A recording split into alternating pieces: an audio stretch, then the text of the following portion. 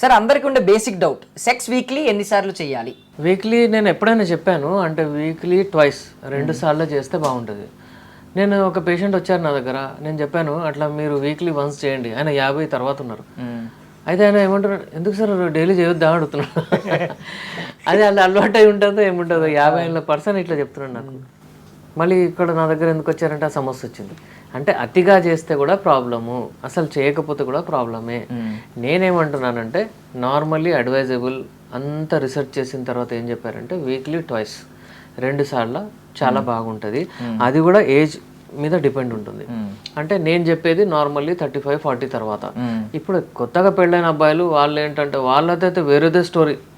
వాళ్ళు నేను సార్ 2 సార్లు చేశాను, 3 సార్లు చేశాను, అసలు సెకండ్ టైం థర్డ్ టైం అంతా రావట్లేదు సార్, ముందు 4 సార్లు చేస్తుండే 5 సార్లు. ఇదేం కాంపిటీషన్ బాబు, అట్లా ఒక్కసారి చేయాలి, 2 సార్లు చేయాలి, మంచిగా చేయాలి.